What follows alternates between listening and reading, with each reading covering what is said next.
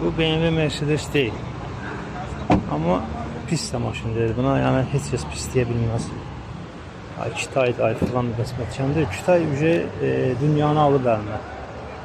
Kitaydı sözün indi deyən insanlar 5 ildən sonra Kitaydı ya belə deyəcəklər. Yani bu sözüm yadınızda qalsın. Açansa kariyer içində eyni söz deyirdilər. Özüm şəxsən o prosesləri yaşamışam, keçmişəm, görmüşəm. Yolda var, yolda Q5 var, CS55 var daha doğrusu. Sertifikası fərqlidir.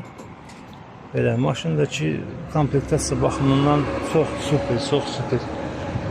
O Mercedes BMW-nin tərifləyən yoldaşlara demək istəyərdim ki, Mercedes bunda olan funksiyaları 150 mində, nə bilim